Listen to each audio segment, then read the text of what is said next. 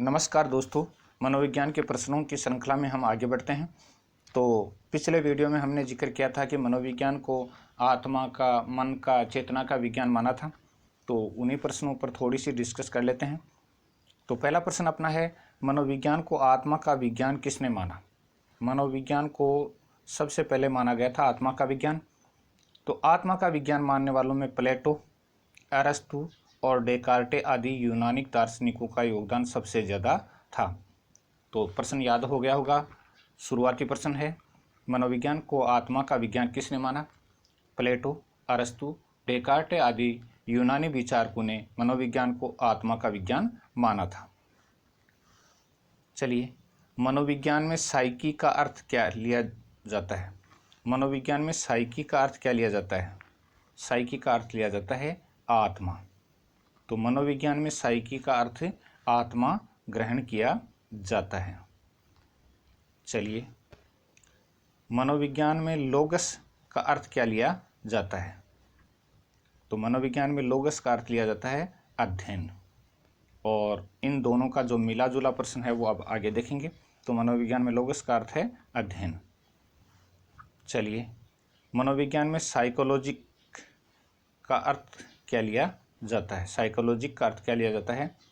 आत्मा का अध्ययन। साइकोलॉजी का अर्थ आत्मा का अध्ययन लिया जाता है। साइकोलॉजी या साइकोलॉजी, तो साइकोलॉजी का अर्थ लिया जाता है आत्मा का अध्ययन। साइकोलॉजी का अर्थ लिया जाता है या ग्रहण किया जाता है आत्मा का अध्ययन। यानी शुरुआत में मनोविज्ञान की ये धारणा थी कि मनोविज्ञान में आत्मा का अध्ययन किया जाता है। और ये दार्शनिक जो विचारक थे उन्होंने ये मत दिया था कि मनोविज्ञान आत्मा का अध्ययन करने वाला विज्ञान है। चलिए नेक्स्ट, अंग्रेजी का एजुकेशन शब्द किस भाषा के शब्द से बना हुआ है? तो ये लैटिन भाषा के एजुकेटम शब्द से बना हुआ है। दोस्तों, ये प्रश्न पूछा जा सकता है कि अंग्रेजी का एजुकेशन शब्द किस भाषा के शब्द से बना हुआ है? तो लैटिन भाषा के एजुकेटम शब्द से बना हुआ, एजुकेटम। चलिए नेक्स्ट, एजुकेटम शब्द का अर्थ क्या है? तो पूरा देखते हैं। एजुकेटम शब्द का अर्थ क्या है?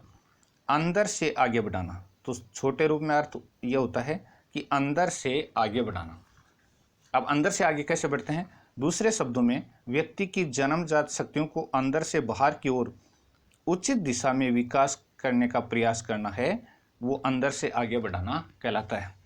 तो व्यक्ति की जन्मजात शक्तियाँ होती हैं, उनको अंदर से बाहर की तरफ बढ़ाया जाता है और उचित दिशा में विकास की ओर अग्रसर किया जाता है। और उसी को कहा जाता है एजुकेटम, यानी एजुकेशन, शिक्षा।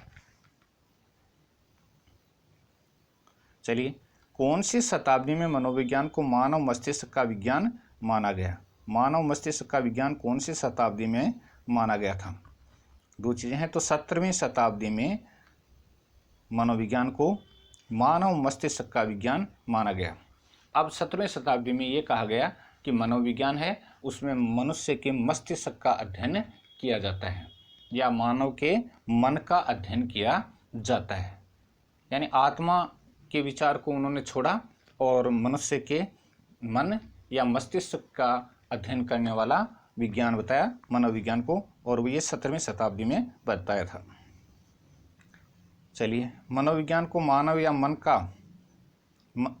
मन या मस्तिष्क का विज्ञान मानने में सबसे ज़्यादा योगदान किसका रहा? तो ये इटली के दार्शनिक थे जिनका नाम था पाम्पोनोजी।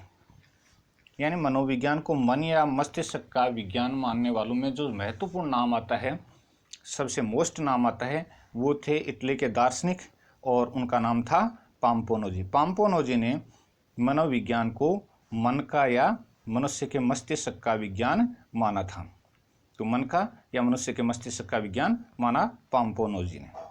इनके साथ और भी विचारक हैं, लेकिन महत्वपूर्ण योगदान पाम्पोनोजी का रहा। अगला है, मनोविज्ञान को चेतना का विज्ञान कौन सी शताब्दी में माना गया? मनोविज्ञान को चेतना का विज्ञान कौन सी शताब्दी के अंदर माना गया? तो दोस्तों, ये 19वीं शताब्दी में मनोविज्ञान को चेतना का विज्ञान माना गया था। 19वीं शताब्दी तक मनोविज्ञान को क्या माना जाता था? चेतना का विज्ञान माना जाता था। और उसके बाद आप जानते हैं कि किसका विज्ञान माना गया? व्यवहार का विज्ञान माना गया। चलिए, मनोविज्ञान को चेतना का विज्ञान मानने वाले विचारकों, तो ये थोड़ा सा इसको, मनोविज्ञान को चेतना का विज्ञान मानने वाले विचारकों के नाम बताइए। विलियम जेम्स, विलियम वुंट और जेम्स सली। 3 नाम महत्वपूर्ण हैं। विलियम जेम्स, विलियम वुंट और जेम्स सली हैं। उन्होंने मनोविज्ञान को चेतना का विज्ञान माना। तो ये कुछ फैक्ट थे दोस्तों 10 क्वेश्चन के माध्यम से। अगले वीडियो में हम मनोविज्ञान को व्यवहार का विज्ञान मानने के बारे में चर्चा करेंगे। तो वीडियो देखते रहिएगा और सब्सक्राइब करते रहिएगा।